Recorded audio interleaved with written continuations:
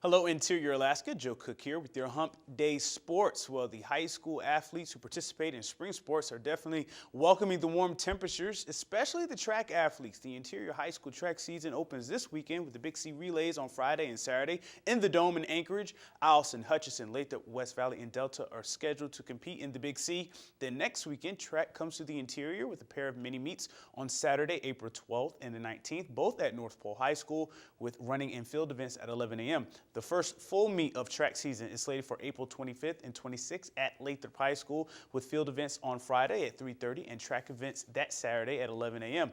The Diamond Girls team won the 4A title last year. The Kodiak Boys won the 4A title, and the Grace Christian Girls and ACS Boys will be back to defend their 1 through 3A state titles as well. The West Valley Girls and Lathrop Boys, they were strong in relays a year ago, and Eielson's Tony Griffith, he'll be back in hopes of getting another 100-meter dash 1 through 3A state gold medal.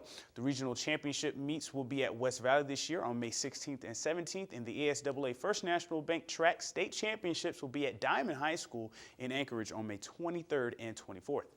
A local sports star will be playing in front of Fairbanks baseball fans before going off to college. Monroe's Scooter Bynum was listed as a center fielder for this year's Alaska Gold Panthers team. In January, Bynum signed with Arizona Western College, and recently he batted .538 with 4 stolen bases in a tournament in Arizona against minor leaguers from major league teams like the Cincinnati Reds, Oakland A's, and San Diego Padres. Bynum will try to earn playing time as an outfielder for the Panthers. The Panthers have tryouts in LA in June 8th and 9th. The Gold Panthers, who are the defending Alaska Baseball League regular season and tournament champions, start their season on the road, taking on the Anchorage Bucks and Glacier Pilots on June 10th and the 11th. Coming up this weekend is the 12th annual Ski for Women event. This event takes place this Sunday at 12:30 up on Birch Hill. This family fun event is put on by the Nordic Ski Club of Fairbanks and is a fundraiser for the Interior Alaska Center for Nonviolent Living, or IAC. Last year, 160 skiers of all ages came out to support the cause and enjoy the trails. Lots of women come in costumes, which is encouraged. It's an untimed 5K course. You can still pre-register up until 5 p.m. tomorrow at Beaver Sports, Goldstream Sports, Raven XC, Birch Hill, and the IAC. Also, there's a link on Webster11.com where you can register online as well.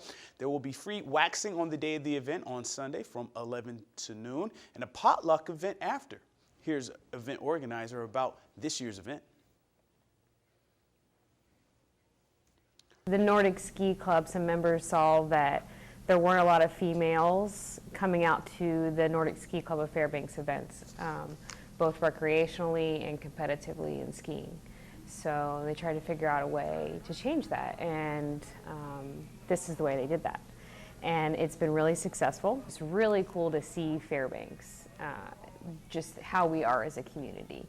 So I see that same thing coming over into the ski community, and to see more people coming into the sport and seeing that it's not intimidating and that it really is easy to get into and it really is a lot of fun and to meet new friends. I think that's what it's really about.